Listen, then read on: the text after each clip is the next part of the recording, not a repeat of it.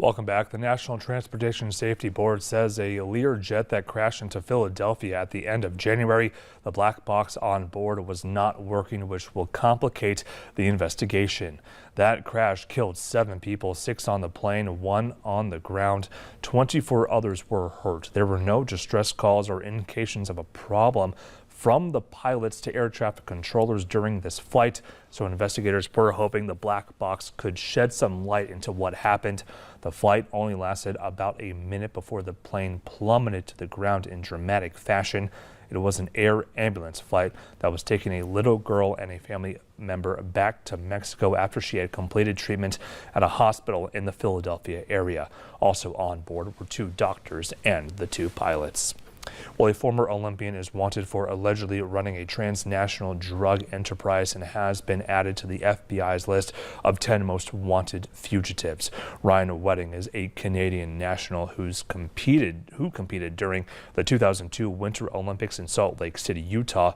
Wedding is wanted for allegedly drug trafficking that routinely shipped hundreds of kilograms of cocaine from Colombia through Mexico and Southern California to Canada and other locations in the U.S. and for orchestrating multiple murders and an attempted murder in furtherance of these drug crimes. Illegal drugs with a street value of $141 million were brought in by the U.S. Coast Guard to Florida today. Crews of the Coast Guard cutter Valiant offloaded more than 12,000 pounds of illicit narcotics in Miami Beach this morning. The seizure was part of a joint effort involving 6 interceptions conducted in the Caribbean Sea. Officials say that the drugs will be taken for testing in order to file appropriate charges against those involved.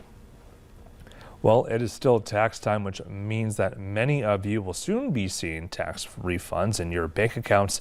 Consumer investigator Rachel DePompa has a few ideas from a debt relief attorney on how to make the money most effective in your household. If you are getting a tax refund this year, you are likely checking your bank account each morning to see if it's been deposited. Before that money arrives, Leslie Tane, a debt relief attorney, says have a plan. Look at your budget and decide if you want to use that extra cash to pay down high interest debt or even just get ahead on some of your bills.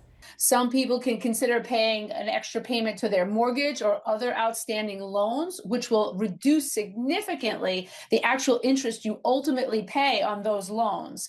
In addition, you can still put your money into a high interest CD or savings account. Tane says even though interest rates are coming down, some of the interest rates on savings accounts are still pretty substantial, enough that you could earn a nice income off that money that you leave there.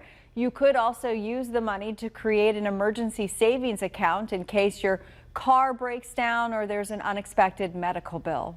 Another option with your tax refund is a donation. You could donate to a local charity or a charity of your favorite kind, and that in the end will be a tax write-off for you the following year on your tax return. And of course, it's giving back to the community.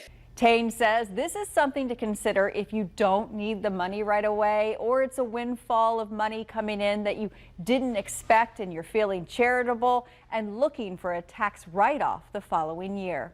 With this Watching Your Wallet, I'm Rachel DePompa. So to come on Valley News Live at 4, President Donald Trump has just signed an order involving the new tariffs on Canada. We'll explain what exactly has happened.